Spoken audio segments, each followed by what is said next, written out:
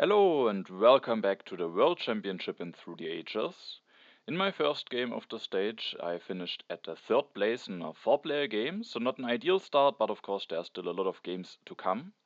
Two players that have started quite nicely into the stage are Himmelstosh and Binki, who are at 7 and 6 points, and the next game will actually be a 3-player game against those two players, and that one might actually already be quite important, because if I should lose this game, then I'm already quite a bit behind those two players, so I definitely should try to avoid that, and of course ideally I want to win the game, and now without further ado, we are going to take a look at the game.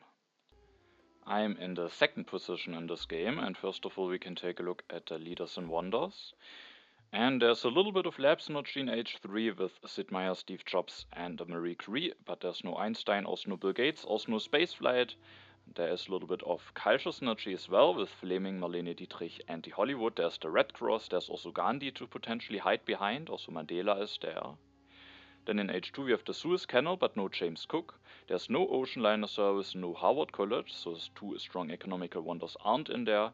There are two military action leaders with Napoleon and Robespierre. There's Nobel as a strong economical leader, Anthony Gaudi as a culture leader. There's James Watt, also together with the railroad. Maria Theresa is there, and also Newton, so both Nobel and Newton are there. In H1 we have Forbidden City and St. Peter's Basilica, so two solutions for the happy faces. There's also the Great Wall and the Silk Road. We have no military action leader in H1. We have Nostradamus and Genghis Khan that can help with the strength. We have Gutenberg but no Leonardo da Vinci. We have Michelangelo, Eleanor, and also Saladin is there as a very solid leader. Then Himmelstosh is in first position and he just takes the engineering genius. And I will go for the pyramids. I could also decide to go for Rome roads and one of the yellow cards, probably the frugality. And when I go for the pyramids, then of course I can't go for a yellow card, but I just like the pyramids a little bit more than the Rome roads, and I like it that much more that I am willing to miss out on Rome roads plus frugality. And then the next turn I could maybe hope to get Boudica, but of course she might also be taken away by Himmelstosh, but Himmelstosh, probably for him Sansu will still be in the row, so he then would have the risk to maybe that he maybe has to take the military resource very early, so maybe there could also be a chance that I can still get her, and if not, then there could still be some interesting leaders that could come out of the deck. There's Hammurabi, Confucius, Hippocrates, and also when I have the pyramids, it's maybe a little bit less costly if I should end up having to take one of them for two civil actions instead of getting a leader for one. With the Rome roads, maybe that could be a little bit problematic. Of course, I can maybe always go for Sun Tzu for one civil action, but if there's a strong economical leader like Confucius, maybe on two civil actions, I might be willing to pay the additional civil action, and with having the pyramids, maybe that is a little bit less of a price to pay. Then Binky will go for the Rome roads, the frugality and the stockpile, so he just takes those two yellow cards and a very solid wonder.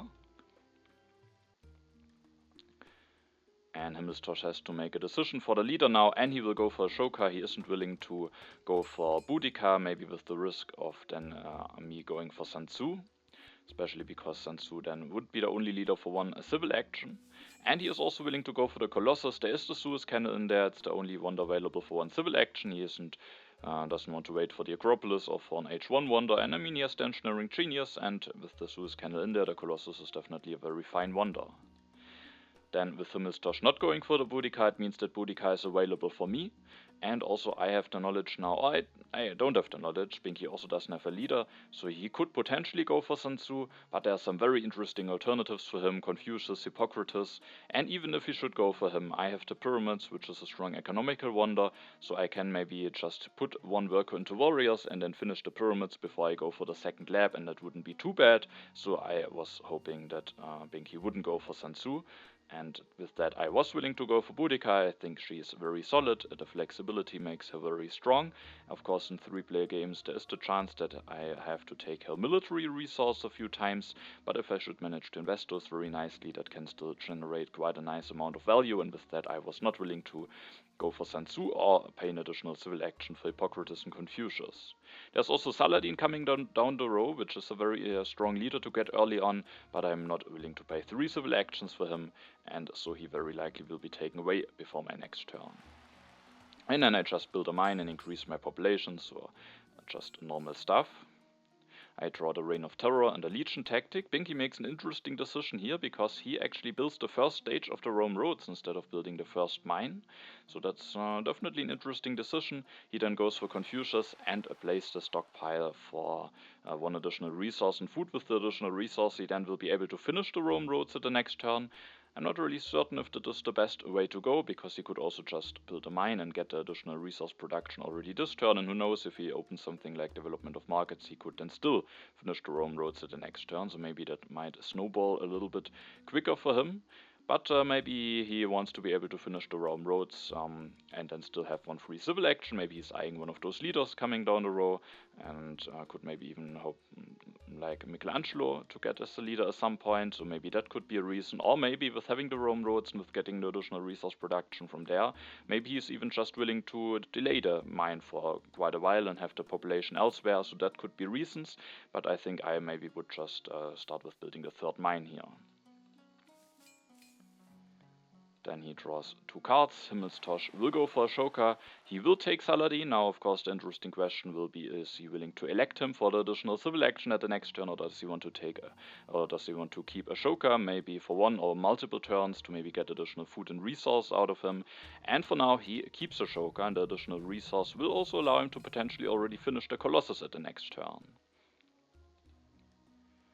Now it's my turn. I take the science from Boudica. I build the second lab.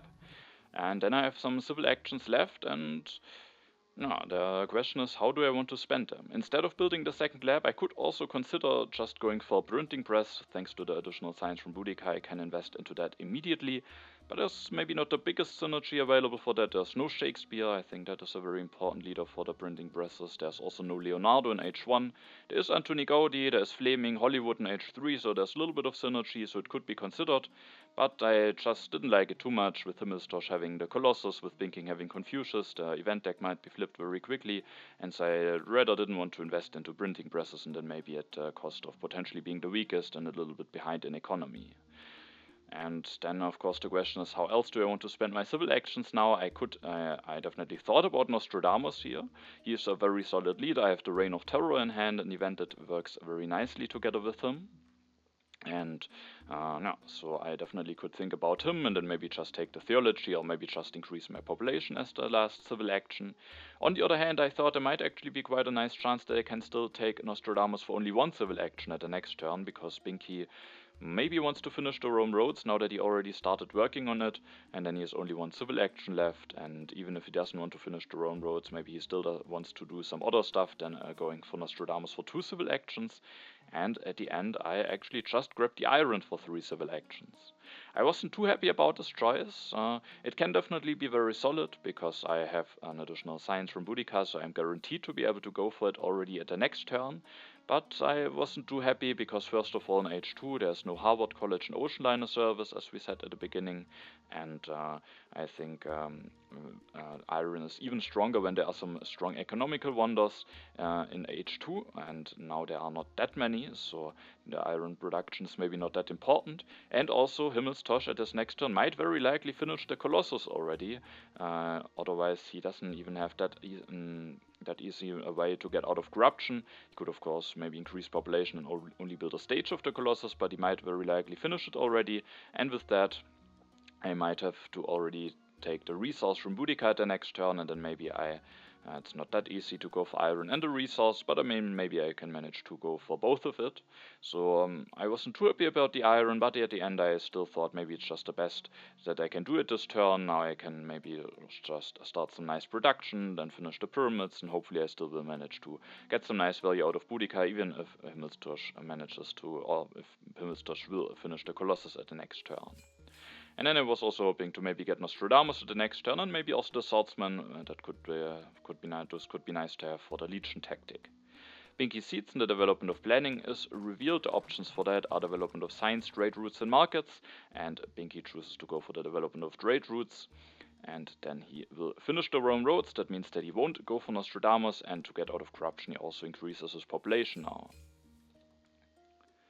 Himmelstosh won't see it. He will finish the Colossus, so Boudica will give me 2 additional resources for the military at the next turn, and then he will go for Saladin this turn, maybe now values the additional civil action more, and also being able to finish the Colossus will allow him now to go for the Silk Road.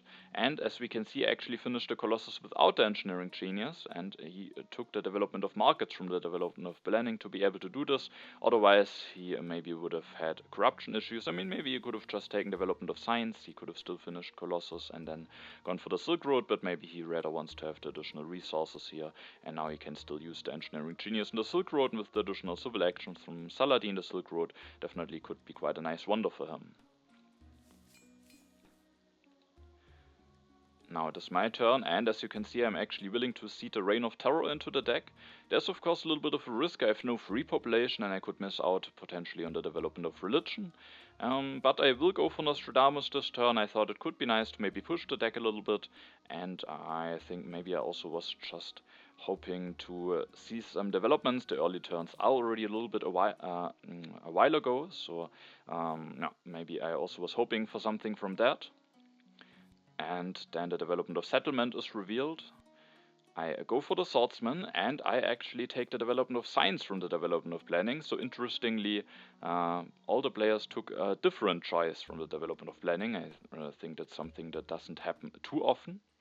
Then I take the swordsman, and the reason why I took the development of science is that I now will have 9 science at the next turn, meaning that I have enough science to go for iron and the swordsman in this and the next turn, and that could be quite important, so that I can maybe start going for the iron, but also invest the resource from Boudica quite nicely. So I take I take the swordsman. I then increased my population. I thought about just investing into the swordsman now and then building a swordsman directly. That of course could be quite strong, but it also could potentially mean that I get my resource production development gone a little bit less quick. Because if I build a swordsman, then I will have 5 resources at the next turn, which is not enough to go for 2 iron upgrades. And I think when I see that, maybe I was also hoping for potential development of civil life, which then could maybe allow me to develop the iron, and then I could take development of trade routes, and I then maybe could build, I can't develop the swordsman, but still maybe then I could take development of trade routes just to get a little bit more value out of the development of planning. And so I thought about building a swordsman directly, but I think it will just slow it a little bit down how quickly I can get my iron upgrades going, and instead I just build a warrior. And my plan was to build a warrior this turn, and then at the next turn I can go for 2 iron upgrades with having just 6 resources, and with being not the strongest again with Boudica, I can just use her 2 resources to then go for 2 upgrades to swordsman at the next turn. That of course is not the most efficient way in terms of military actions, but I have already the Legion tactic. I at least have 1 event in hand that I can potentially seed, and I also will go for Nostradamus this turn. So of course it's not ideal with the military actions, but I think it's just the best way to use the resource of Boudica very nicely, and also get the iron production going up very quickly, and I think those things are maybe more important than the 1 additional draw that I would get when I maybe go for swordsman directly. So I do it like this. And I could even now think about going for 1 upgrade to my iron mines, but then I would miss out on Nostradamus. And then the leaders left would be Genghis Khan, Gutenberg, or Eleanor. Maybe I could work with those, but I don't have a tactic for Genghis Khan. I don't know if Gutenberg will be, if it will be possible to go for him very nicely. Eleanor, of course, could potentially be a nice transitional leader, but I just thought Nostradamus is a very strong leader. I already seeded a Reign of Terror now into the deck, and with that I wanted to go for Nostradamus, and with my last civil action I then developed the iron. I don't want to build a step of the pyramids, because I probably want to go for 2 iron upgrades before I finish the pyramids, but of course if I maybe want to finish the pyramids, it's also still an option that I can do at the next turn. But the main plan for the next turn was to go for 2 upgrades now, go develop the swordsman, use the resource of Boudica, and then I have 1 civil action left that I can maybe use for something else. I keep the tactic and the event. I draw a blunder, Binki seeds, and the development of civil life is revealed now. uses it to build a second lab, goes for Isabella, gets some additional resource production from her, also gets out of corruption, and he actually uses that to take quite a bunch of cards, swordsman, irrigation, and the masonry, which is interesting. Quite a lot of technologies. Of course, thanks to having Isabella, he can now get out of corruption, and with taking all of those cards, he also doesn't get into consumption. But with not having the most civil action, maybe he could get a little bit of problems with having taken that many cards, but maybe he also will just manage to use all of those cards very nicely, and then it could also be quite strong to get a lot of population, maybe thanks to saving up that much food. So it will just depend on how easily he at the next turns will manage to do all of the stuff that he wants to do. Himmelstosh seats as well.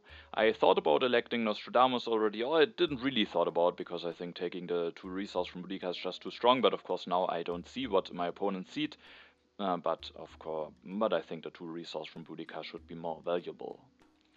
Himmelstosh opens the development of agriculture, increases population with the development of civil life, increases population normally again, takes the knights, takes the urban growth, and then uses the engineering genius to build the first stage of the Silk Road.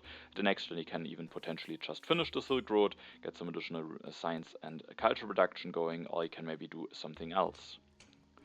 This turn I used the development of civil life to develop the swordsman. I could also think about using it to increase my population, but I think I can, getting every bit of science is very helpful for me here.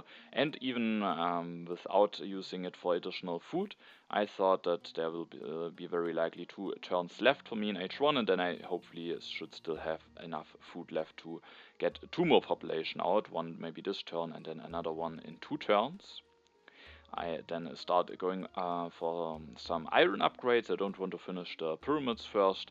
I can go up to 5 resource production, which is very nice. And then I can use the resource from Boudica again to go with going for 2 upgrades to swordsman. Now I'm at 4 strength, so maybe at the next turn I can even have a choice with her again. I also take the Engineering Genius here. I think that's just a very nice card to get for 1 civil action. I can still use it in the pyramids. That, of course, is also not a reason why I want to go for those iron upgrades first, but even without it, I just think it's maybe better to start the iron production first. But now I can also take the Engineering Genius, and with my last civil action, I just increased my population. I think it's quite nice to do that already. Again, this turn maybe a little bit more, thought about electing Nostradamus, because maybe the event deck will flip before my next turn, maybe then even with both of my opponents seated, there will already be an event seeded into the next deck, and then I won't have the full knowledge about the next event deck, which is nice to have. Maybe even the strength of Nostradamus could already be important, but at the moment I'm the strongest, and maybe if only one of my opponents seeds, I can still get a full knowledge with Nostradamus. I rather wanted to keep Boudica again, either getting the choice out of her the next turn, or if maybe one of my opponents gets stronger again, can maybe use just her 2 military resource very nicely to build another swordsman, maybe go for the legion tactic, and with the engineering genius I can do this and finish the pyramids at the next turn. Then it's Binki's turn, and he offers the open borders agreement to me, which of course I happily accept. Of course for him, and additional military actions might be quite nice to have. But also for me those are quite nice with having Nostradamus, so I was very happy to accept this pact.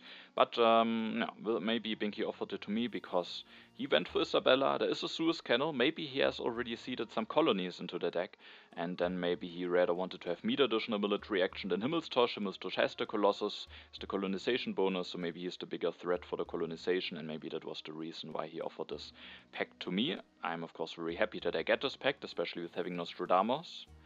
Then Binki increases his population for 2 food, increases population again, goes for the swordsman, builds 1 swordsman, builds another swordsman, makes sure to get strongest, and then he will take the breakthrough, which is a very nice card to get for 1 civil action.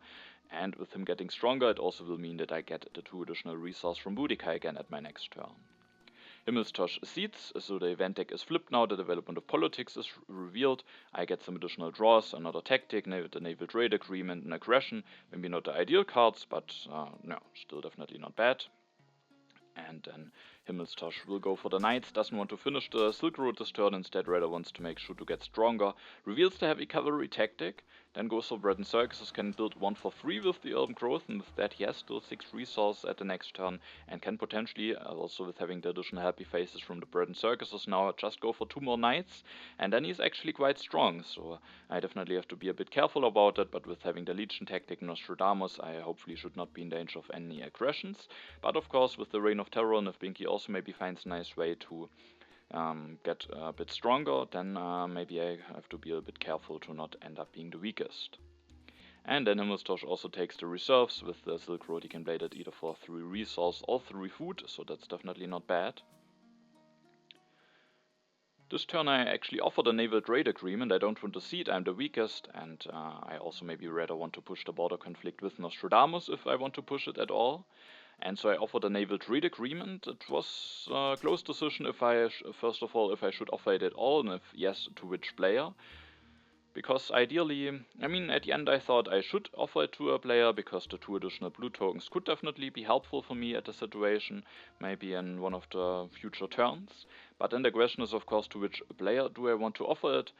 Because ideally, of course, if there are some colonies coming, I want that there is a very equal fight between both of my opponents. Both of my opponents have some advantages to win those colonies, but I want that it will be a very close fight between them, so that not one player maybe wins a lot of colonies and then goes for a very strong Suez Canal. So I had to think about maybe which player is better prepared for the colonization. And Himmelstosh has already a colonization bonus from the Colossus, and he has now 2 colonization bonus, but Binki has Isabella, and maybe the more important thing, Binki has 3 military actions thanks to the Open Borders Agreement, and he has lots of cards in hand, while Himmelstosh only has 2 cards in hand. And because of that, I thought maybe being a Himmelstosh is a little bit less prepared without the pact. Now maybe he's a little bit better prepared potentially. And so I offered this pack to him. Of course he has the Colossus, and with that it means at the end of Age 1 he will get some nice Age 2 draws. That of course then might prepare him again very nicely. But at the end I just felt with the additional military action Binki might, with also having Isabella, maybe Binki is a little bit better prepared, maybe also has more science to can more easily invest into potential cartography. And so I offer this pack to Himmelstosh so that I have 2 additional blue tokens which might be useful at some point. I then use the 2 additional resources from Boudica to build a swordsman. I can also reveal the Legion tactic, going up to 8 strength, making me the strongest, and this turn I will go for Nostradamus. There's another turn in Age 1, so I could have gotten potentially another nice economical value out of Boudica, but I think now it's just a very nice time to go for Nostradamus. The event deck has just flipped, and I will now have hopefully full knowledge about the next event deck, and that can be quite nice. Then after going for Nostradamus, I will finish the pyramid. Sadly, the Great Wall stays on 3 civil actions at the 2 civil action area, meaning that I am missing 1 civil action to take it. Otherwise, I think it could have been quite strong to maybe just go for the Great Wall with having the Legion tactic, and now maybe the Great Wall could even be potentially quite a nice wonder for Binki, and then maybe I could have potentially some issues with not being the weakest. So I really would have liked to go for the Great Wall, but it isn't an option now, and now I have to do some other stuff instead. I go for the Rich Land. I can use it very nicely on my last upgrade to the mine. I don't want to go for the Code of Laws. I don't have the most science. I already have my 5th civil action. I'd rather want to save maybe up some science for a government form. So I can either maybe take one of those yellow cards or the alchemy, and when thinking about whether I want to go for the alchemy, it's maybe important to think about what do I actually want to do at my next turns. Do I have some nice things that I can invest into? If not, then the alchemy could actually maybe be quite important. If I have some other nice things to do, then maybe I should rather wait for maybe better H2 solutions for the science. And I, at the end, thought that I rather want to wait, because I thought I maybe can go for the Forbidden City at the next turn. Himmelstosh has already the Silk Road. Binki, I thought, rather maybe wants to go for the Great Wall. Then the Forbidden City will be available for me. The next turn will give me even an additional civil action, but more importantly, I will get 2 ignored unhappy workers, and that could be quite important. There could potentially even be the rebellion in the deck, and it also means I can put more workers into the military, and especially if Binki should go for the Great Wall and Himmelstosh for the heavy cavalry, getting maybe another worker into the military could be quite important. Also gives me a little bit of an economical advantage with the civil action, and I thought that could be a nice way to invest my resources. And then I thought I don't want to go for the alchemy and rather wait for some nice H2 solutions. And so instead I just went for the reserves. Just the flexibility to maybe play it for food or for resource could be quite nice. And so I mean at the next turn I I have just 3 food, so I hopefully will be able to increase my population. Maybe I could also think about the patriotism, but those resources are I can only use for the military, and so also with that reserves just leaves me a little bit more flexible, and with that I went for the reserves at the end. Then I draw the second copy of the Heavy Cavalry, no other event yet. Binki will indeed go for the Great Wall, invests into the Masonry, very interestingly, without using the Breakthrough, which is of course a big hint that maybe the Dark Ages are coming. And then he also builds another Swordsman, goes up to 7 strength, makes sure that he isn't the weakest at Himmelstosh's turn, and then also takes the Patriotism. Then Himmelstosh will go for 1 knight, will go for another knight, is now at 14 strength, and with quite a lead, the strongest now. He takes the Urban Growth, takes the Iron and the Code of Laws, so he can't do that many things this turn, and ends up just taking a bunch of cards, which is maybe not ideal, because he doesn't really have the science to invest into both Iron and Code of Laws, but maybe also didn't want to leave both of those cards, maybe for us, for his opponents.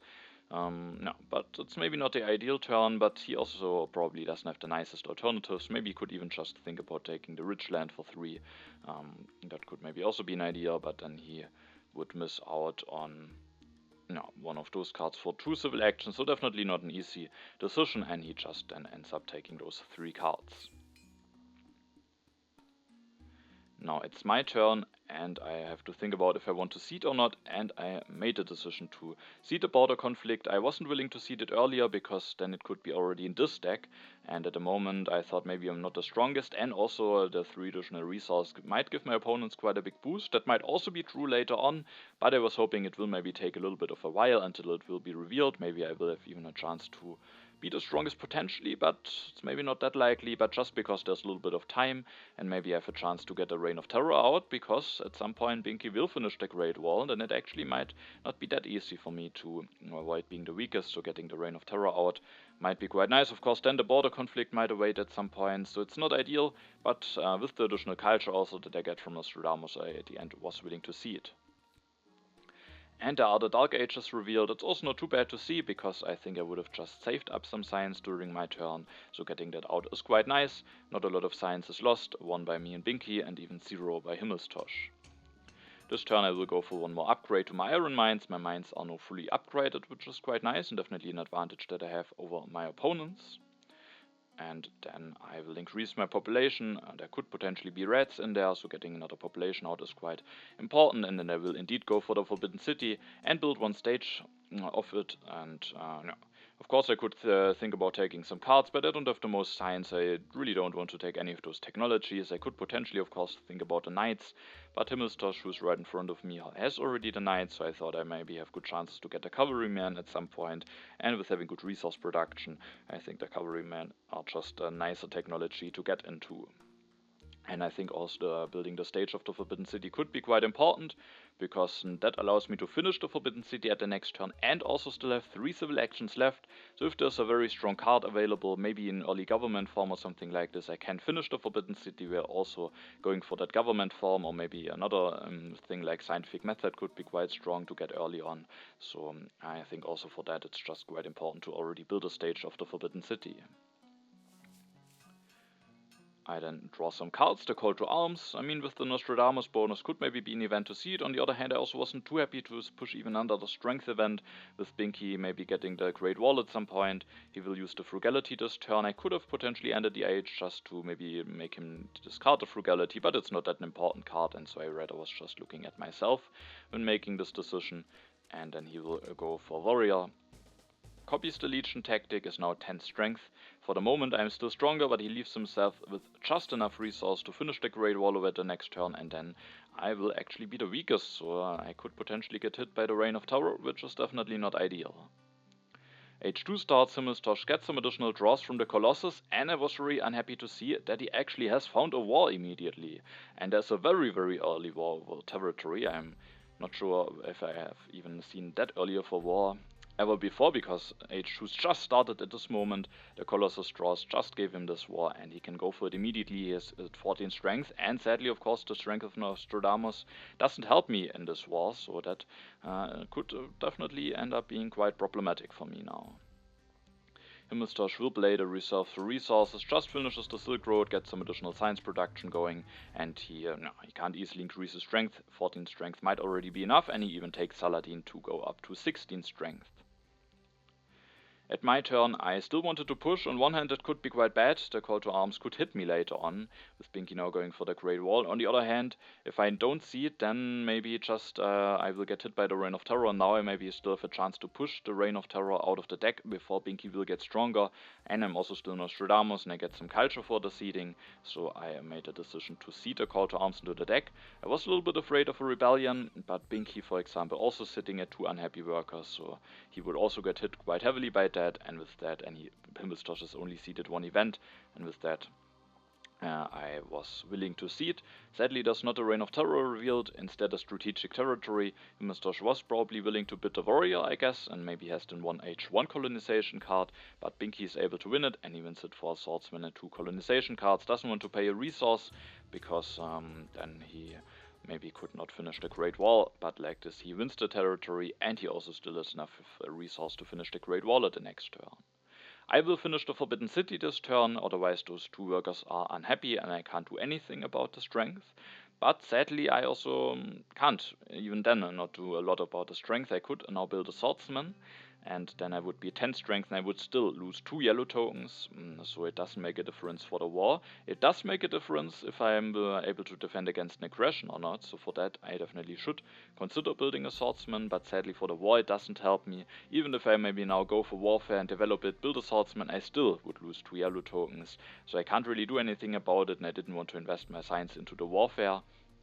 So I just finished the Forbidden City, and then I thought maybe I can just take Breakthrough and a Cultural Heritage, just getting every bit of science that I can.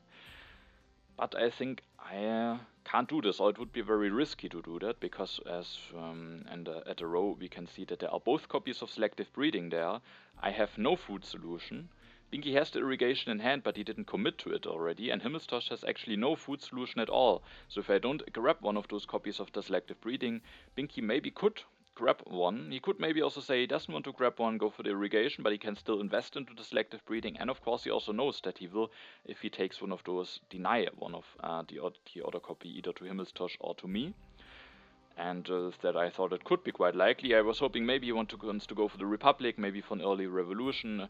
If the Republic is available for 2 and a Selective Breeding, maybe he just wants to finish the Great Wall, go for the Republic, then does a revolution. Maybe that could be the case, but I don't know that for certain. And if Binki takes the Selective Breeding, the other copy very likely will be taken by Himmelstosh, and then I'm without a food solution, and I will lose the yellow tokens. There's no ocean liner, and I thought that could just be a very bad situation for me.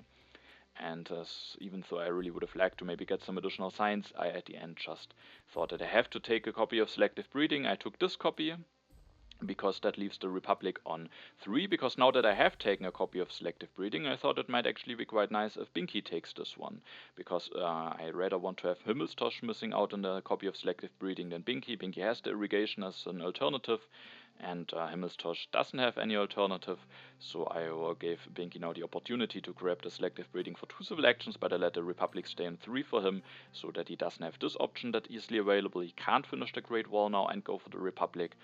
And so I go for the Selective Breeding, but now I still have to think about if I want to build a swordsman or not, and of course it's the safer move to just build a swordsman, because at the moment I'm not able to defend against an aggression from Himmelstosh, even with the Nostradamus bonus.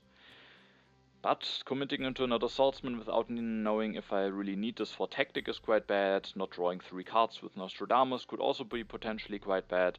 And also investing 3 resource now makes it that I can't that easily go for 2 farm upgrades, only with playing the reserves, which I maybe don't want to do. So at the end I actually made a decision to not build a swordsman. That is of course quite risky, but Himmelstosh could maybe think that I have 2 H1 colonization cards. I can now still draw an H2 colonization card. He has only 2 military actions, only 2 cards in hand, so even if he has an aggression he might just not go for it and rather draw some cards. It's definitely risky, but it just didn't feel too great to commit another worker into a swordsman here. So that is my turn, and I definitely was not too happy about getting hit by this Velvet territory. I draw the second copy of it, so at least there won't be another war immediately. A war with the technology could potentially maybe have been even worse, because at least I am still staying at that area of the yellow bank, so my food production doesn't change. I will have one more unhappy worker, but maybe it doesn't have the biggest consequence now, but of course long term it will be quite bad that I lose those 2 yellow tokens and Himmelstosh just gains those 2, so I definitely wasn't happy about this early war going on. I draw also a scientific cooperation in the arms industry. Binki will finish the Great Wall this turn, and I was happy to see that he indeed goes for the selective breeding, and with that Himmelstosh at least will miss out on a food solution now, which definitely could be bad for him, but thanks to the additional yellow tokens from the war, he will be able to get another population out with increasing his population for 3.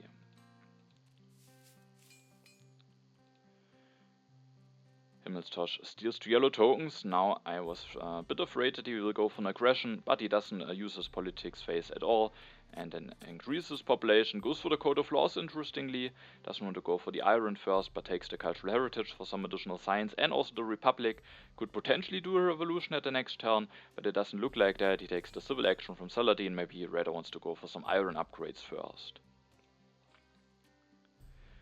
At my turn I could potentially seed the arms industry, and I would of course get some cards from Nostradamus. I don't know for certain how nice that will be. I don't have the most science at the moment, so I can't that easily invest into into a lot of military technologies to prepare for it. And also I thought about if I maybe can do something about it to get a little bit stronger, and I think there is a very nice solution for that available. So I made the decision to not seed, and I go for the cannons here. I could maybe also think about offering the scientific cooperation, but Binki has the breakthrough in hand, monarchy, selective breeding.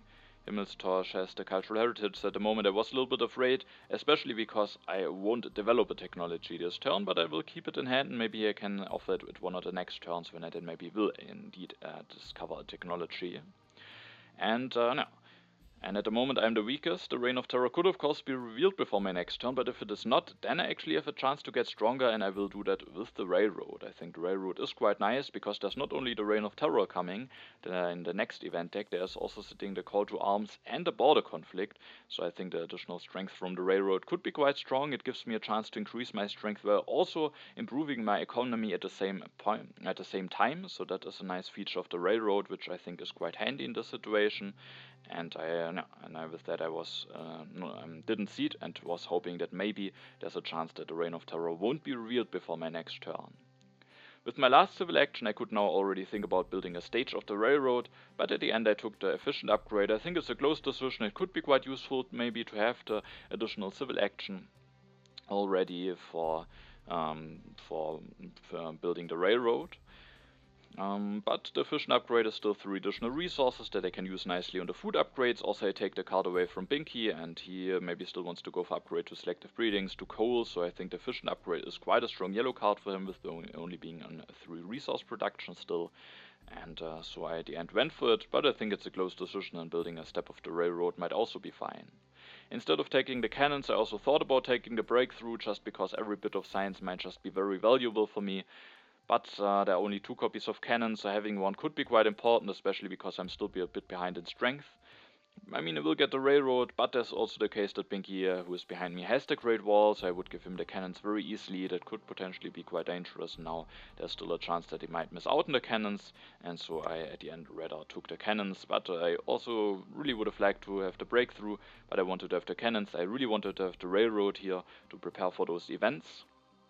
And so I went for those 2, and at the end went for the efficient upgrade. Then I draw some cards. Also, I think one reason was when I take the efficient upgrade, the strategy will be discarded on Binki's turn, making it a Himmelstosh, if he wants to go for the Republic, will miss out on the strategy. So that I think was also one reason why I ended up taking the efficient upgrade. So it is a very decent card for me. I denied from Binki, and I denied a strategy from Himmelstosh, so I do something against both of my opponents, and with that I ended up taking it. I draw some events: Vast Territory, National Pride. Binki seeds. Now it's the first time that one of my opponents seeds, and it's actually quite an interesting event that Binki seeds into the deck, because he seeds the terrorism now. And when we take a look at the culture, we see that Himmelstosh is at 6+2, I'm at 9, Binki is at 5+1. I of course might get some additional culture from Nostradamus, so Binki is behind at the moment, but it's relatively close. And I have the knowledge about the terrorism now, so I could maybe think about just not seeding at all, maybe hoping that I will have a chance to avoid it, but then of course I would not seed at all, which could be bad, so no, but I have to think about if I maybe how I want to deal with this terrorism. Binki this turn interestingly goes for the monarchy, isn't willing to maybe wait for a constitutional monarchy. He didn't have enough science to go for that this turn, so he just goes for monarchy. He also takes the breakthrough, builds the third mine finally, so he delayed it early on when he went for the Rome roads first. He still had some nice resource production thanks to the Rome roads and thanks to Isabella, but now he finally builds the third mine, is now at 4 resource production, and then he also goes for an upgrade to the swordsman to still be the strongest, takes the reserves. Also, I was very happy to see that there was no Reign of Terror revealed yet, meaning that there is still a chance that I can maybe try to avoid getting hit by that, because it could be quite annoying, then I only would have an unhappy worker, and no, that could be quite bad. That I think was also one of the reasons why I didn't want to build a swordsman earlier on in the war, and actually took the risk of getting hit by an aggression, because I knew that when I then get hit by the Reign of Terror I actually have an uprising issue and have to delete something, so I think actually that was the main reason, or one of the reasons why I didn't want to build another swordsman. Binki then gets some draws in. Himmelstosh doesn't see it. I was happy to see that, because that means I can finish the railroad at my turn and I will maybe be able to avoid getting hit by the Reign of Terror. Himmelstosh goes for 2 iron upgrades, doesn't go for the Republic, and even grabs the Constitutional Monarchy. He knows now that the strategy has been discarded and maybe he doesn't feel too great about going for the Republic, so he goes to the Conmon, also removes the Conmon from me, and and with that he then will, with his last civil action, play the cultural heritage for 3 science and 3 culture, and with that he has just enough science to go for a Conmon revolution at the next turn. We can see that he also takes the strength from Saladin. He doesn't have corruption, so that might be a very nice opportunity for him at the next turn, just going for the revolution to constitutional monarchy, also being the strongest thanks to taking the strength from Saladin. So no, that is of course quite nice. At my turn I again didn't want to seed. I wasn't too certain yet how I want to deal with the terrorism, but of course this turn I don't want to seed because the Reign of Terror could be revealed, and this turn I was willing to offer the scientific cooperation to Binki. Binki invested now some science into the monarchy, and I will actually go for the selective breeding this turn, and with that I was willing to offer this pact. I have a bit of science saved up, not the best production, but I mean I can still have a chance to get maybe into scientific method, get some science production up. Binki also still has a bit of science saved up, has the breakthrough, but I thought maybe that could be a relatively nice deal, and Binki maybe thought so as well and is willing to accept the pact. I then finished the railroad. That makes me not the weakest after my turn, Binki, but Binki potentially could get stronger. And then the Reign of Terror could be revealed on Himmelstosh's turn, so I could think about maybe even investing into another swordsman. But then again, I don't know what tactic I will get there. I would miss out on a draw, so I just didn't like it too much to invest into another swordsman. And so I was willing to take the risk that maybe the Reign of Terror could be revealed. And no, I was just hoping that I can still avoid the Reign of Terror even without going for a swordsman now, and wasn't willing to commit into another swordsman. But I definitely considered it, because getting hit by the Reign of Terror of course would be quite annoying. So I finished the railroad and I have 2 civil actions left. I could potentially take some cards. The Wave of Nationalism could be interesting. The Cavalryman could be quite interesting, maybe even more interesting, because I have very strong resource production now. So the 6 resources from the Wave are maybe not that important. Of course, those could still be very nice, but maybe they are not important. There's also an opera maybe that I could think about for Marlene, Fleming and the Hollywood. I could even maybe think about going for Gaudian opera, but I rather thought maybe want to keep myself open for Robespierre, Newton, Nobel, just some leaders that maybe give some additional science, maybe even Maria Theresa, because I think getting some additional science might be quite useful for me here. I still have to get into government form at some point, and so I didn't want to go for Antoni Gaudi here. And yeah, so I could take some cards, maybe the Cavalryman. But at the end, I made a decision to go for an upgrade to selective breeding. Maybe I could also take the Cavalryman and just develop the selective breeding.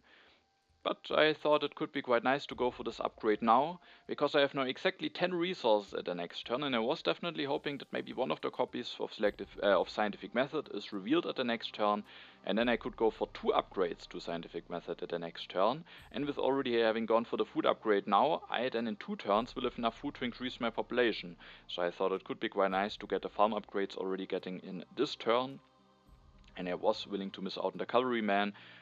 It's of course not that great, those are available for 1 civil action, I don't know yet which tactic I will get if I will need those, but there's also another copy. Himmelstosh in front of me has still the knights, maybe Binki will take the cavalryman now, and so I was hoping that I might still have another chance, and I just thought it could be quite nice already having gone for this 1 upgrade. And there could also be potentially still reds in the deck. Both of my opponents didn't go for any food upgrades yet, but I still was willing to go for this upgrade, hoping that maybe I can then potentially go for Scientific Method at the next turn, then maybe already increase my population, even without having to play the reserves in 2 turns. I keep 2 events and evolve a territory. I actually draw 2 colonization cards. Those could be interesting to have, especially if maybe some colonies were seeded by my opponents.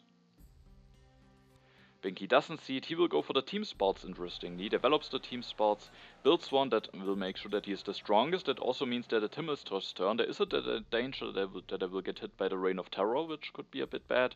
And Binki then of course also goes for the coal. The next turn with the reserves he can maybe start going for some upgrades. He could potentially also still maybe wait for James Watt, that could be interesting. He can maybe use him for selective breeding and the coal, but if he's late he can also just maybe start going for the coal already at the next turn. Now I was hoping that maybe Himmelstosh won't seed, or if he seeds that there is no Reign of Terror or maybe another strength event revealed. Himmelstosh took the strength from Saladin, prepared himself for revolution. First of all, he also doesn't seed, which was very nice for me. And interestingly, he delays the revolution, but I think it might be the correct decision, because he gets actually something very nice going. He goes for Newton this turn, elects him, and then he can go for the journalism, build one, use the urban growth with the Silk Road bonus, is now at 7 instead of 3 science production. He will take the efficient upgrade, and at the next turn he can still do a revolution, and then even with Newton, so he will get the civil action back when doing the revolution. So he delays the revolution. That is of course also somewhat costly, but he improves his science production by 4, also of course improves his cultural production even, and can then do the revolution at the next turn with Newton. So that definitely makes sense, I think. He could maybe be annoyed at some point with the terrorism. Losing the journalist might be quite costly, but of course he doesn't have knowledge about this event. Now, with not having Saladin's strength any longer, Himmelstosh is only at 14 strength, meaning that I'm not the weakest at the moment. I still thought about that I maybe don't want to push, and maybe I want to try winning the terrorism, but it just could be a bit annoying, because maybe Binki does the same, and then the event deck is only moved very, very slowly. I can maybe then not get any nice events into the deck. And also, it's still nice maybe to get some additional culture out of Nostradamus and then just suffer the terrorism instead of just missing out on seeding completely, just to win the terrorism at some point without knowing when it will be revealed. Because if both I and Binki don't seed because of the terrorism, it might really take quite a long time. And I then still I can't be certain if I will get to win the terrorism at the end or not. And so at the end I was willing to seed, and I seeded the vast territory into the deck. It's a little bit risky, because I of course don't know if I will be able to win it. Binki of course will lose Isabella.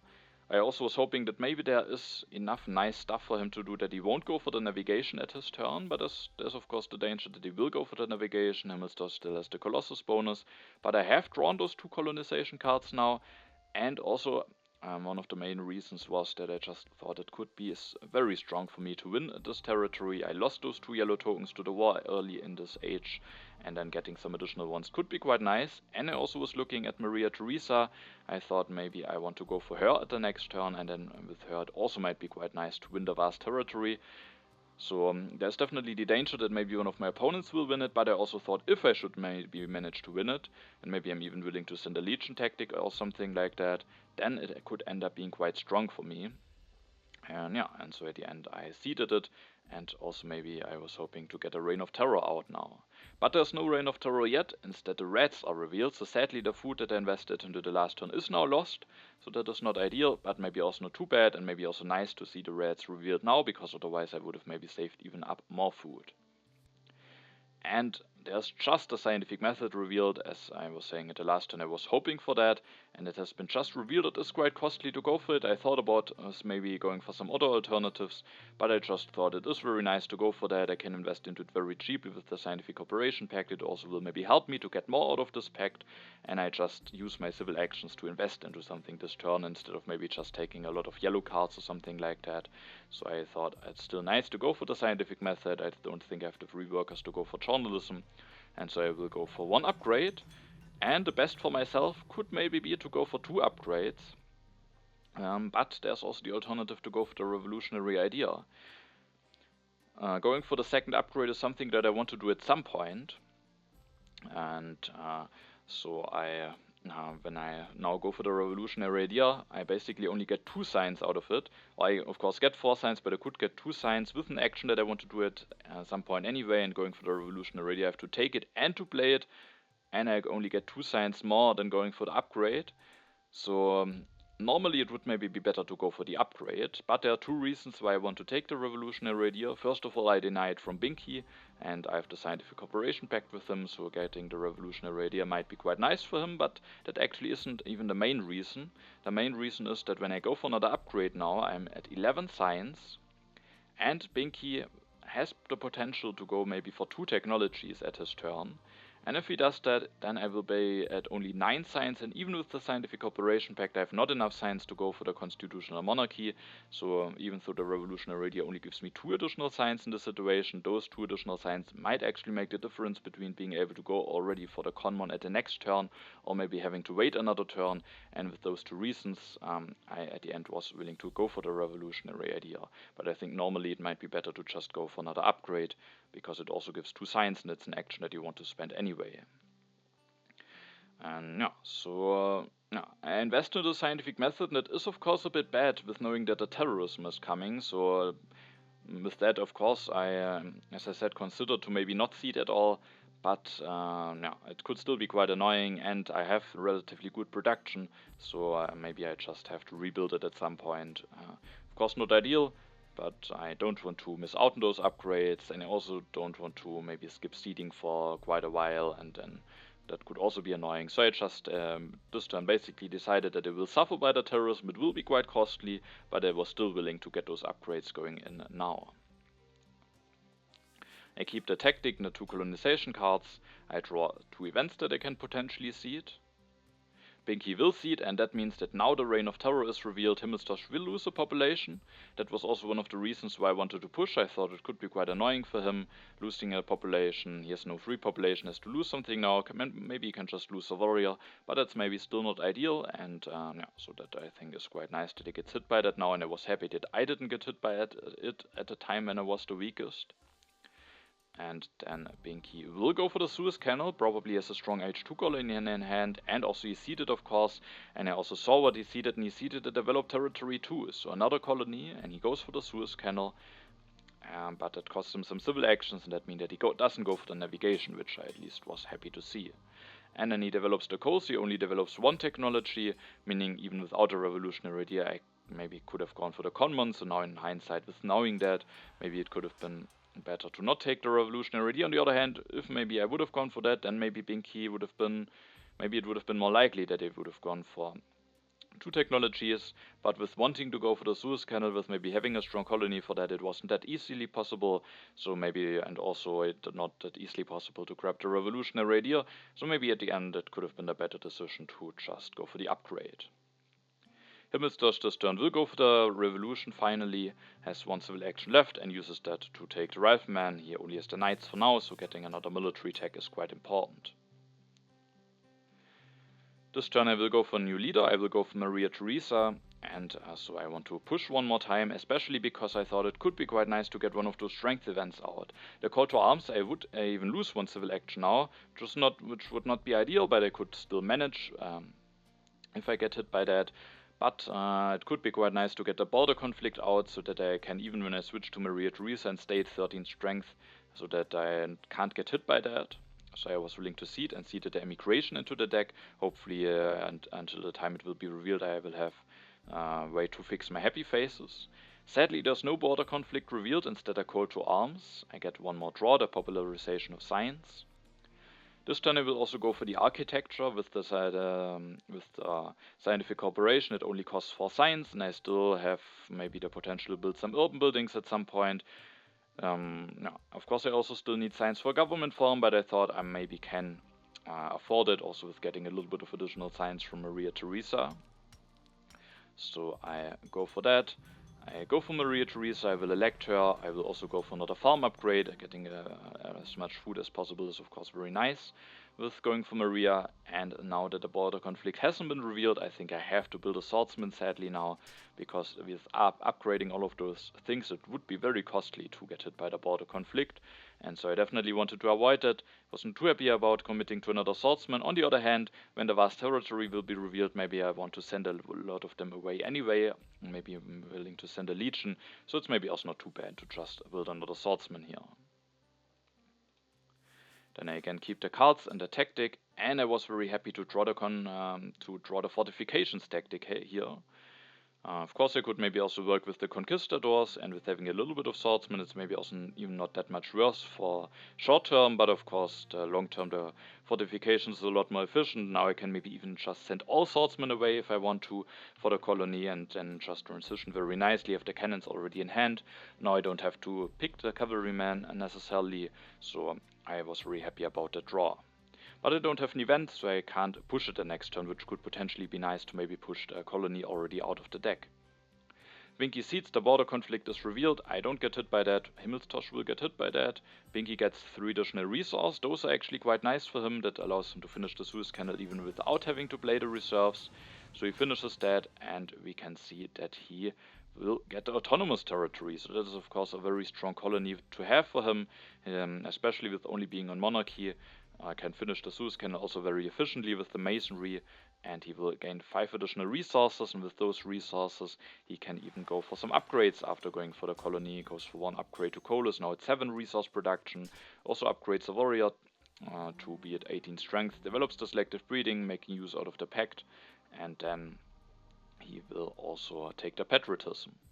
So I think the Suez Canal definitely improves his position by quite a bit. Autonomous territory, it's definitely a lot better to not be at 5 civil actions, 6 civil actions, maybe still not ideal, but a lot better than only being at 5 when going into Age 3. And he is now sitting at 7 resource production, can upgrade his food very cheaply with James Watt, so it's definitely not a bad situation for him. Himmelstosh at his turn seeds, and there's no colony revealed, which I maybe was hoping, especially for the Vast, to maybe already send a legion tactic away. Instead, the terrorism is revealed, so Binki will be able to destroy some stuff during his turn, which will be very strong for him. Himmelstosh will lose very likely a journalism, a scientific method, so we definitely lose some costly buildings. And no, maybe for Himmelstosh it's even more costly. He doesn't have as strong of a resource production than I have. He also doesn't have the architecture.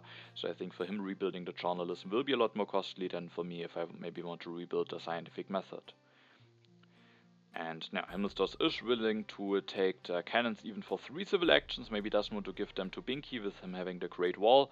And maybe also he has a tactic for the cannons himself. So he takes the cannons, takes the reserves, develops the cannons, takes the frugality, builds 1 cannon, and he has indeed a tactic, the mobile artillery, and with having the tactic he goes up to 17 strength. The age will end now, and now it is my turn. Sadly, the organized religion is not really available, and it will be the only card that stays in 3 civil actions, which will be a little bit annoying for me. I can't really use my politics phase this turn. Age 3 starts, and then I have an uprising issue, as we can see when I played a revolutionary idea. So I have to deal somehow with that, and if I don't go for the organized religion, I have to delete something. So I think this turn is relatively clear what I have to do. I think everything else would just be a bit annoying and not really that nice, so I go for the constitutional monarchy, and thanks to the scientific cooperation pact I still have enough science to also go for the organized religion. I also have just enough civil actions, and with spending the resource I can just get out of corruption, so that works relatively nicely. But the one sad thing is that I don't use the 3 additional resources from Maria Theresa.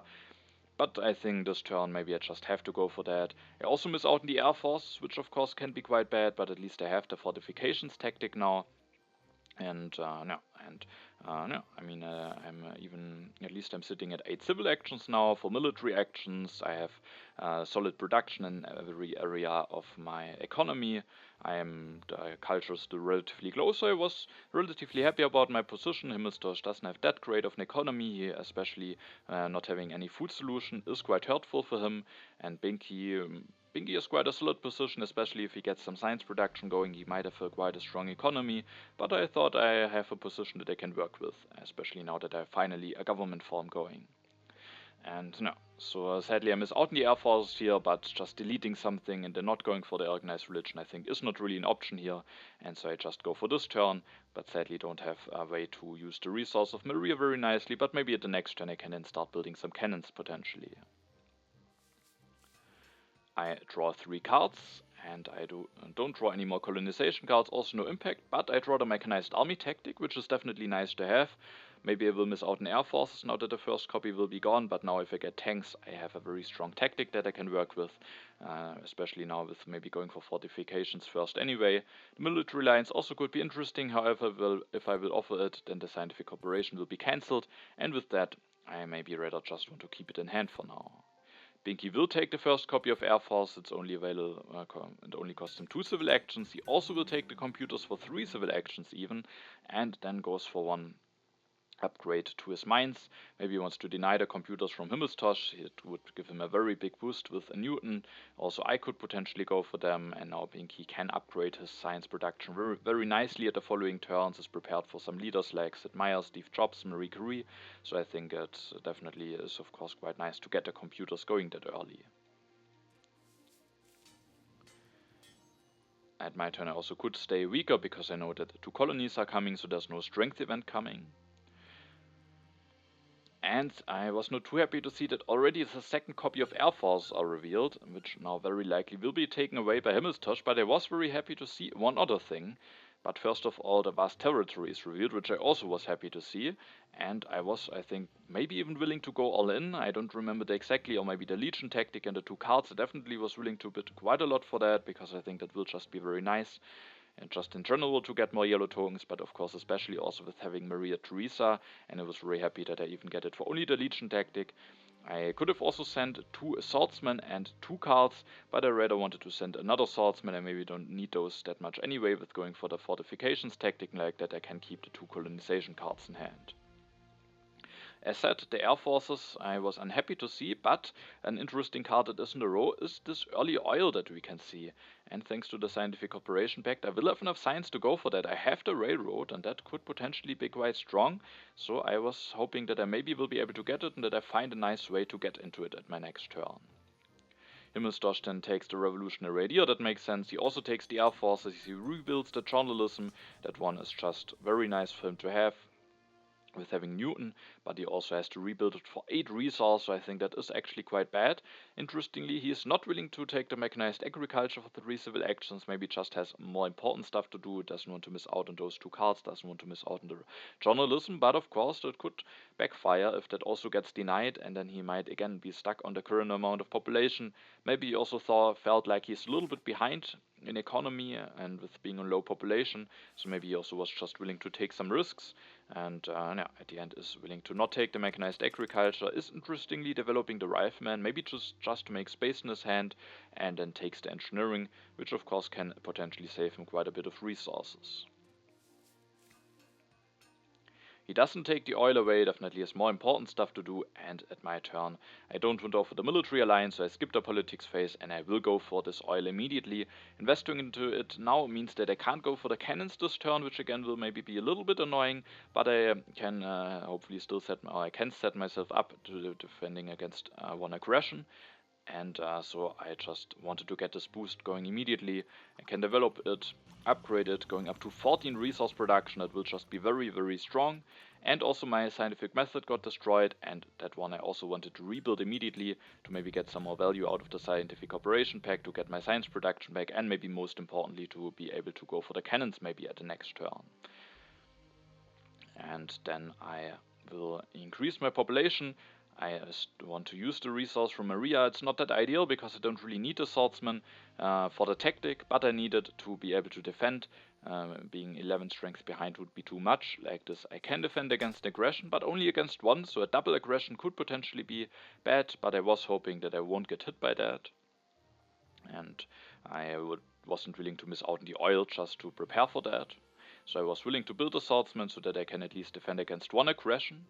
With that, I'm still not out of corruption, but I thought about if I maybe want to take the military theory. That of course could be quite a nice technology to have. Also, I would take it away from Binki, who with having the additional military action maybe could potentially go for some military stuff at some point, but I came to the conclusion that there is an even more important card, maybe first of all to deny, but maybe also for myself, and that card is available for one civil action, which also means that I can get out of corruption, which is quite nice, and then I will take those rockets.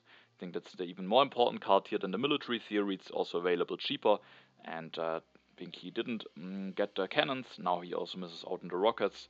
If he has something like defensive army, it really might be very bad for him to miss out on the rockets.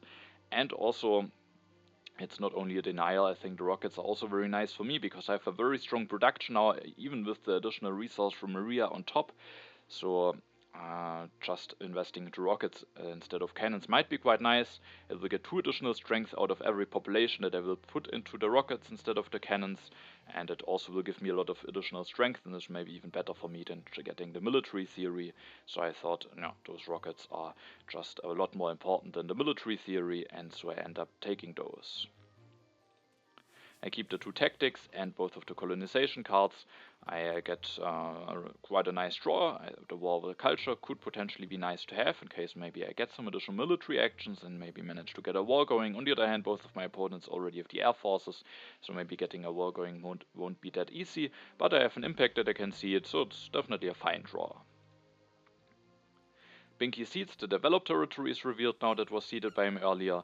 I was willing to bid 6, but mainly only because I saw that Binki bid 6 earlier on the vast territory, so I thought he will be willing to bid that much again, so I just wanted to make sure that he has to pay, but I didn't really want to win this because that would mean that I would be vulnerable to an aggression from Himmelstosh, and with having those oil mines going, with having the rockets, and maybe being able to invest into those relatively easily, go for the fortifications tactic, I thought I'm in quite a nice position now, so I didn't really want to win this because then I would risk losing to it, but I was very certain that Binki would at least bid 6 again, and so I just wanted to make sure that he has to pay also a little bit, and he wins it for swordsman and 2 colonization cards. Then Binki gets some additional science, which could be bad for me with having the scientific cooperation pact. He will get to take the tanks, takes the military theory, and then goes for the computers, gets some additional science production going, goes up to 6 additional science production, and he also goes for one more upgrade to his mines, is now at 10 resource production, and has definitely quite a fine economy going. Sadly, he doesn't take the mechanized agriculture now away, so Himmelstosh will still have a chance to get into that. Himmelstosh Seeds and the civil unrest is revealed. I was happy to see that there is no strength event revealed that I could potentially get hit by at the moment. And Himmelstosh then plays the revolutionary idea, has to make space in his hand, takes the mechanized agriculture, can go for an upgrade, has finally a solution for his food production, and then he can also take some yellow cards, the reserves, the patriotism, plays the reserves for resources, and then he can get out of corruption again with going for one mine upgrade. It's a relatively late one, but he gets out of corruption, and he had to make space in his hand, so he couldn't just take the engineering genius very easily, and with getting out of corruption, the upgrade might still be worth it even though it's relatively late. Now it is my turn. I'm not willing to cede because I'm the weakest and I will get stronger during this turn, and at this point I just felt like I have a nice position with having this very strong resource production, and so of course the impact of government might very likely be very nice for me, but I wasn't willing to push at the weakest here. I take the multimedia and even thought about going for it this turn, because that just gives me a very nice boost, but then I again can't use the 3 additional resource from Maria that nicely, and I also thought maybe it might be a little bit too greedy, and just going for rockets this turn and multimedia the next turn might be the better and safer order and might still be strong enough to maybe put me into a nice position. So I go for the rockets instead. That allows me to use the 3 additional resources from Maria. I can increase my population. I built even another rocket, getting out of corruption, making me the strongest, and I also just revealed a tactic already that makes it that I can keep more cards in hand, 2 colonization cards, the mechanized army tactic, and then maybe just an impact, because with both of my opponents having air force, I thought maybe it's not that easy for me to get a war going, especially because I don't know how easily I can get the second copy of the military theory. Now I have some civil actions left, and there are some interesting yellow cards that I can take. I take the reserves, I take the engineering genius. I could potentially just take the reserves and then even another yellow card, or maybe thinking about one of those leaders. And I did think about one of those leaders and will even go for one of them already this turn, and that is Fleming. And I just thought with Fleming I have a very nice way to just convert this strong economy into hopefully a win. Or maybe he gives me some nice chances to win, because I have the rockets and this tactic, a lot of resource to hopefully be able to defend myself. Maybe even I can switch into the mechanized army tactic if I get the last copy of tanks going. And then I can maybe just make sure always that I defend myself, start investing into multimedia, getting some additional culture from Fleming, maybe getting movies at some point, and also as we can see the Hollywood is coming down the row, and then I can maybe just at my last turn, maybe after having saved up a bit of resources, just build as many buildings as possible, finish the Hollywood for a lot of culture, and I thought that might be give me maybe a nice position to convert my nice position into maybe a win. So no, and with that I just wanted to take Fleming. Of course I could take the reserves now, but maybe with having a very strong reduction I don't really need it that much. And also, I really I didn't want to take it, because if I take it, then it gets a lot more likely that a Hollywood might be discarded. Binki could maybe potentially still make it be discarded, but now with another card being in the row, it would be quite costly for him, and he maybe rather wants to do some other stuff. And so I want to leave myself open to get the Hollywood. And I just think from Binky's perspective, it doesn't make sense to do an awkward turn, just deny the Hollywood from me, because there's still the fast food chains, United Nations that I can go for, so I could still get a wonder, maybe not as strong as the Hollywood, but still very fine. And so I was hoping that with not taking the reserves, I then have a nice chance to get the Hollywood at the next turn, because if I take the reserves, maybe then the Hollywood could even be discarded without Binky having to do a lot of an effort. Maybe it will just be discarded with the turn that he wants to do anyway, so I just wanted to increase the chances for the Hollywood at the next turn, and instead of taking the reserves, I just increased my population.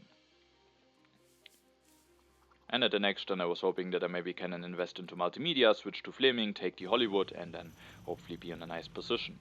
Binky goes for another upgrade to computers, increases his population, goes for the tanks, plays the patriotism, builds one tank, takes the reserves, takes the military build-up.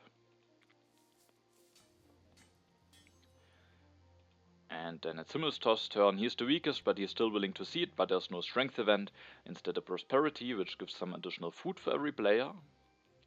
And then Himmelstosh will increase his population, goes for Mandela, has an unhappy worker now, gets some additional kite from that, but before electing him he will use Newton one last time to develop the engineering. And then he will go for another journalism, goes for the civil service and for the revolutionary idea. I was very happy to see that Himmelstosh takes all of those cards, because that means that this copy of movies will be available for one civil action for me, and that will actually make quite a difference to me, because that makes it a lot easier for me to take the Hollywood and the movies with also doing a very nice turn. Now at my turn I'm the strongest, so now of course I'm willing to cede the impact of government into the deck, and I push, and the card revealed is the freedom of movement. Maybe it could have been nice to see this revealed after I already have developed the multimedia to potentially make the Hollywood even bigger, but it's also nice to use it to put a swordsman into the rockets, so I also was very happy to use it like that. Now another rocket, I can increase my population one time. Now we can also see at this turn that it is quite nice that the movies are available for one and not for two civil actions, because both of the copies are on the row, so if it would have stayed on two civil actions, I probably would have liked to take it, but then my turn would have been a bit more awkward, but like this I can increase my population at least one more time.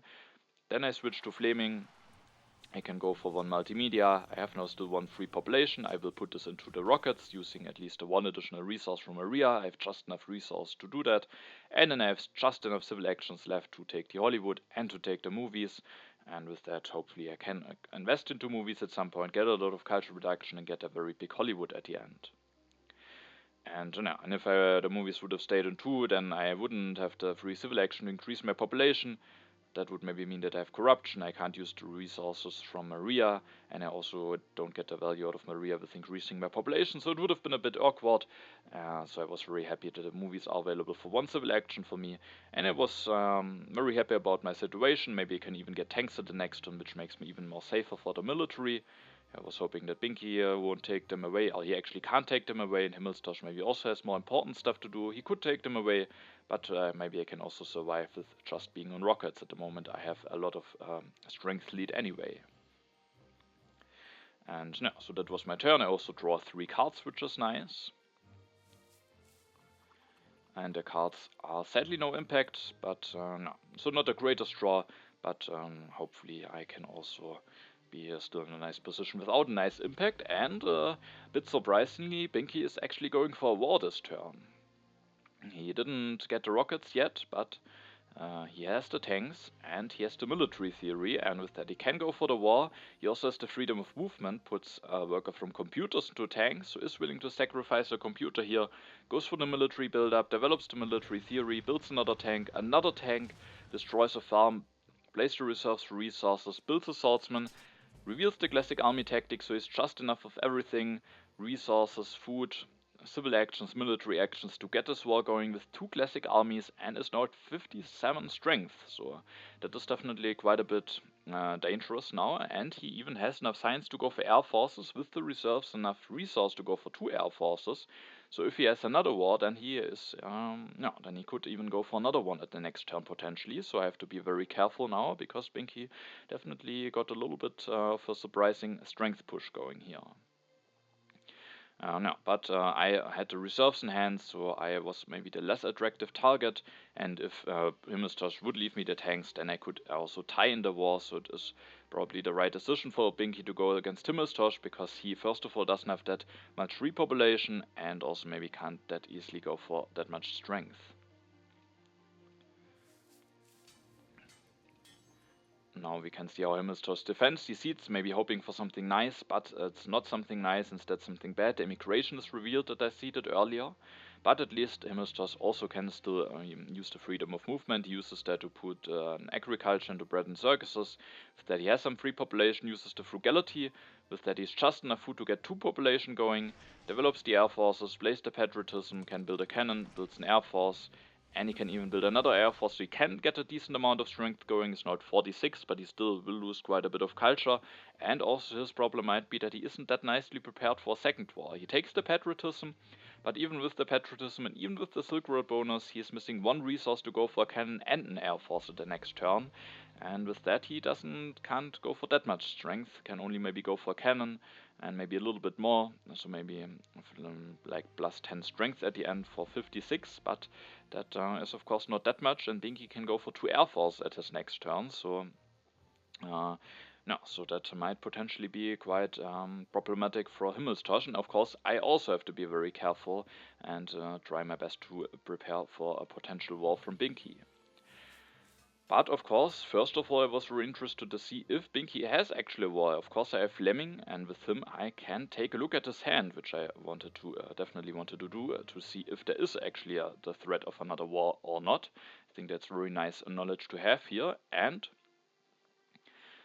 there is the war. Binki has 2 wars actually in hand, 2 colonization cards and a raid, so not a single impact, just a lot of cards that he can use with a military play. And with that, of course, I have to expect that he will go for a war, and I have to prepare myself. And I also had to take a look first, if I can maybe, how nicely I can defend myself, and with getting the tanks, I can set myself up to threaten 3 mechanized armies at the next turns, and with that I would win the war if Binki goes for one with 2 air forces. So I can defend against a war potentially. But Binki could of course still go for a war against Himmelstosh. He will steal some culture now. He can maybe go for a war against Himmelstosh, potentially even end the age, because in order to defend myself I have to take some cards from the row. Binki could go for a war against Himmelstosh, end the age, maybe steal again a lot of culture, and I thought that could potentially be bad for me, and maybe give Binki a chance to win the game with getting a second relatively big war going against Himmelstosh. And with me being able to defend myself, I at the end made a decision to offer a pact to Himmelstosh here, and I offered him the Loss of Sovereignty pact. So a pact that you maybe don't see that often, but a pact that definitely can have a very big impact. And I think in this situation it can maybe be one of those situations. We both can't attack each other. I get additional culture production. Himmelstosh will lose some culture production, but Binki now can't declare war on Himmelstosh because he is now under my protection. And yeah, when I offered this pact, had of course to think about if maybe Binki could still go for a war against me, even though I can win it. Maybe he still goes for it, and then I can't finish the Hollywood. But Binki will steal now a bit of culture from Himmelstosh, but also not that much, so he will have a bit more than 40 at his turn. And if he then goes for a war that he loses against me, I just thought, first of all, I still thought I have very good chances to win.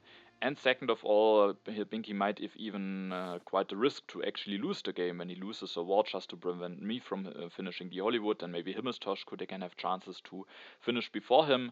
And with that, I was willing to offer the pact because I thought maybe Binki going for a big war against Himmelstosh might be his best chance to still win the game.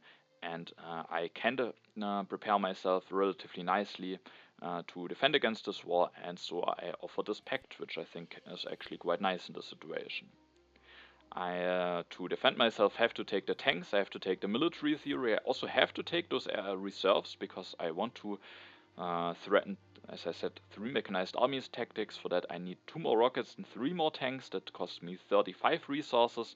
I will have 28 at the next turn, 32 with this reserve, so I still need this reserves to actually have the necessary resources to go for all of this.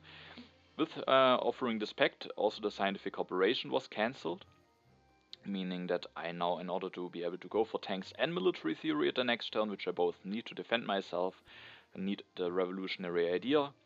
Then I will increase my population. I could now develop the tanks, maybe already build a tank that would get me out of corruption, which I have to do in order to have enough resource at the next turn to threaten enough defense. And increasing my population another time sadly doesn't get me out of corruption, so I have to build a tank.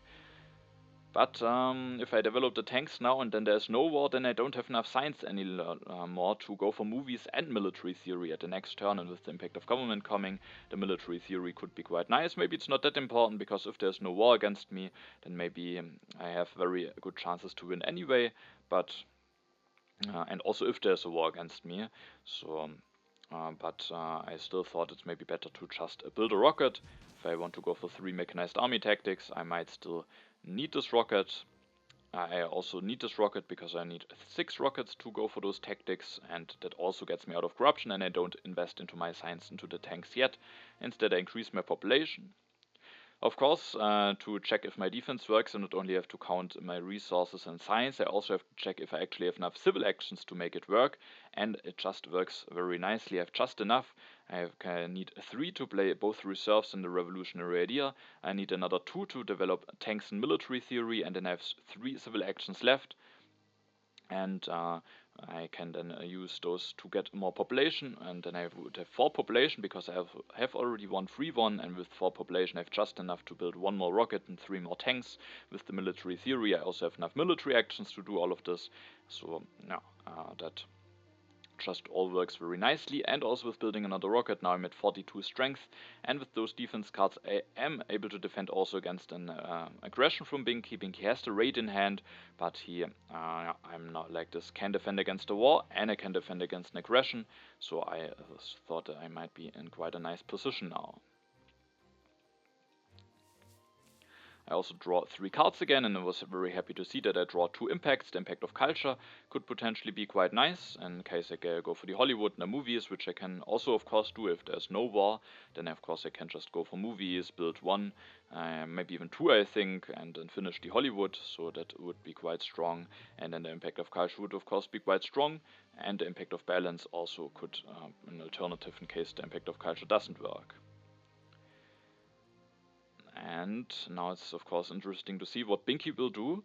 First of all, he steals some culture from Himmelstosh, and then interestingly he is actually going for a war against me, I thought maybe I won't do it because, as I said, there might actually now be a risk that he finishes behind Himmelstosh, but of course he has knowledge about one impact, maybe that will be a strong one for him, and no, and those my as well.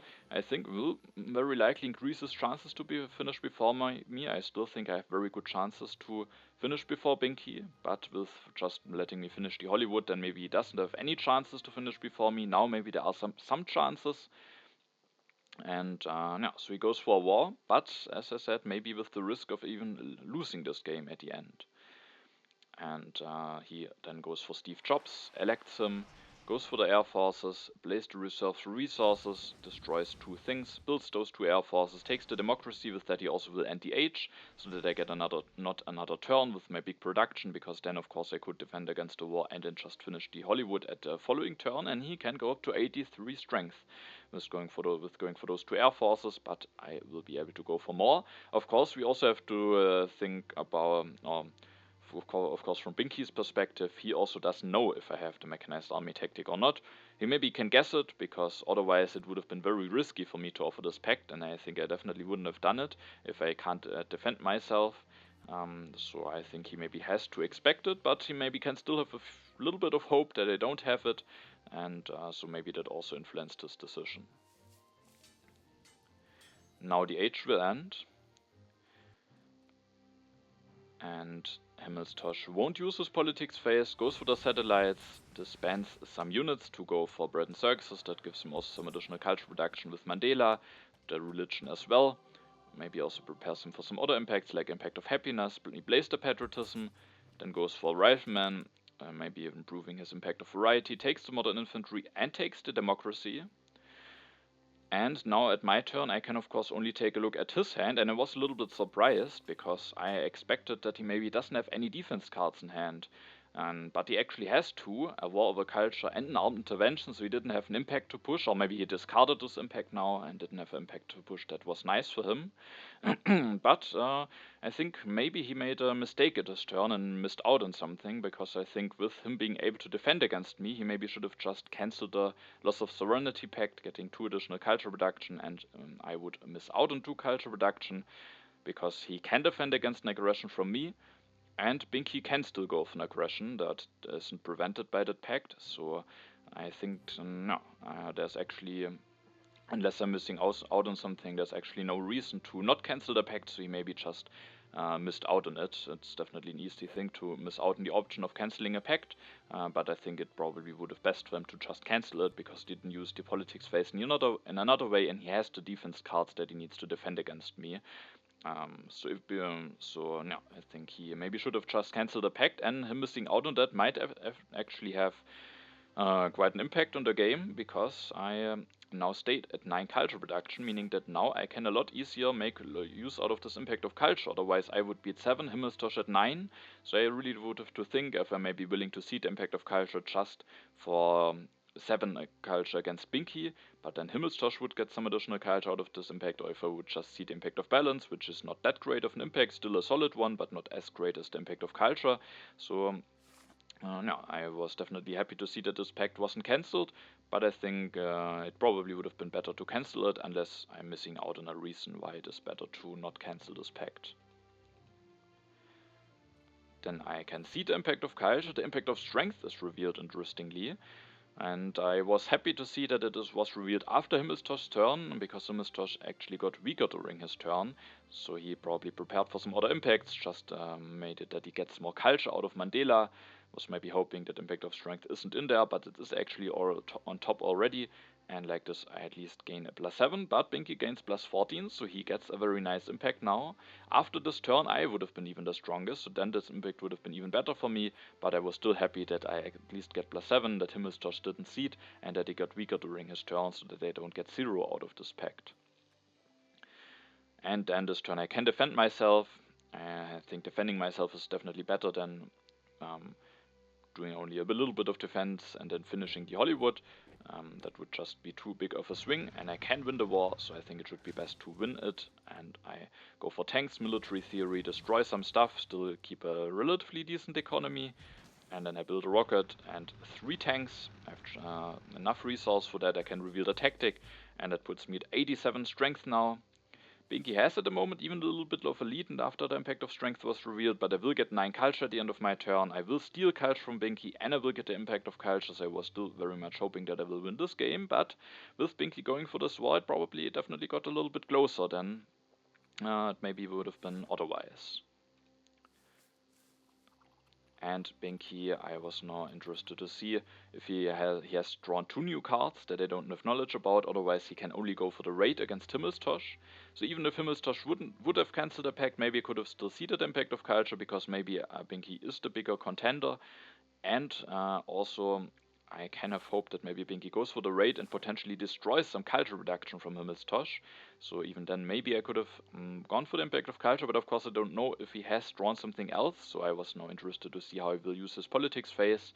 First of all, I will steal 9 culture from him, and then he will actually go for a raid. So Himmelstosh will lose 2 journalisms, and with losing this culture reduction and with Binki now building some religions, he will now get the second place in the impact of culture. And he also rebuilds a farm, rebuilds a mine, so he prepares for impact of harmony, balance, and just does his best to prepare for some impacts. The impact of strength is out now, and so that's his turn. And then when we take a look at the end of the turn and at the culture before the final impacts, we can see that I have only a 10 culture lead, so that's not that big. Binki is at the second place, Himmelstosh is a little bit behind, but I get the impact of culture, and I'm also relatively nicely prepared for most impacts, so I was hoping that I still have a nice position, but it's still relatively close at this point. And the first impact is the impact of culture, giving me plus 14, Binki plus 7, and Himmelstosh gets only 0 out of that.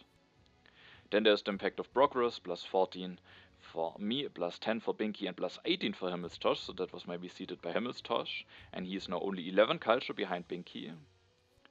Then there is the impact of government, plus 23 for me, that was also seeded by me, that also gives me a bit more culture against Binki and against Himmelstosh, and now there's only 1 impact left, and I should have a big enough lead as there's no chance that Binki will overtake me. Maybe there's still a chance that Himmelstosh will overtake Binki though, and the last impact is the impact of architecture, that is also actually a nice one for me, plus 5 for Binki, plus 3 for Himmelstosh, and with that I at the end am able to win this game.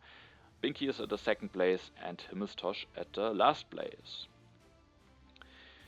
Yeah, so quite an interesting finish of this game. Not a peaceful finish, as I was maybe hoping with finishing the Hollywood, but with removing the option from Binki to go for a war against Himmelstosh, he tried a war against me, maybe hoping that I don't have the tactic, and I definitely also think it might have been his best shot for the first place, even though it maybe I still thought I had some nice chances.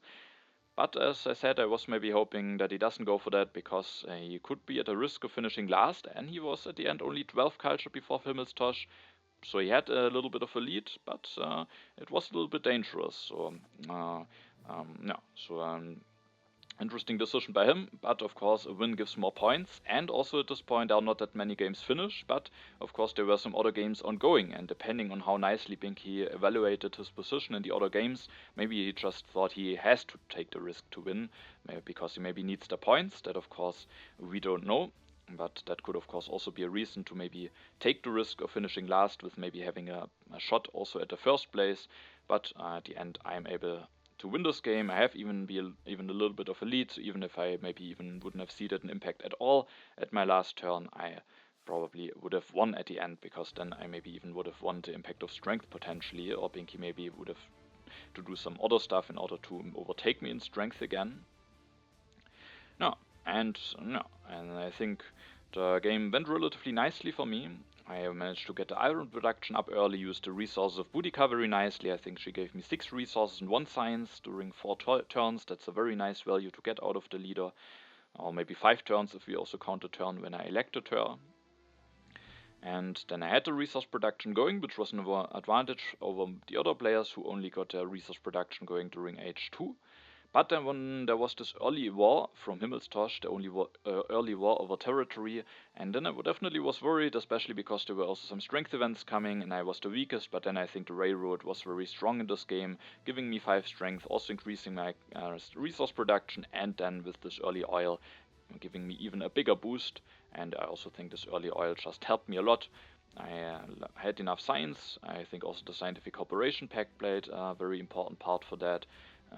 Also, I think have helped Binky at the end quite a bit, but definitely also helped me a lot. And then I got this oil going, and then I just had a very nice position, and then I just tried to convert this in a very nice way with going for flaming in Hollywood, just trying to also defend myself.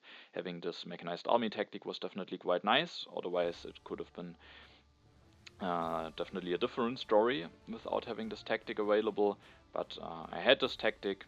I didn't have the Air Force, but the tactic, and with that I managed to defend myself, I managed to win the war, and at the end win the game. Alright, and of course I'm very happy to win this game. That will also help me a lot for the standings, and at those standings we will take a look now. And this win definitely was quite important, because now I'm only very closely behind Binky and Himmelstosh, but I also have one less game finished, so with that I am definitely happy about the start after my first two games. Binky is at the moment at the lead with being able to finish at the second place in the 3-player game that we just saw. Himmelstosh at the second position. I'm at the third one, but as said, with one less game finished and also already 6 points. Irene is at the moment at the last place, but he has only one game finished, so also for him everything is still possible, and it's relatively close at the moment. Points are quite close. I mean, Irene is behind, but he has, as said, only one game finished already. Alright, so I hope it was an interesting game for you. I hope you're looking forward to the next games to come. And then thanks for watching, have a nice time, and see you in the next video.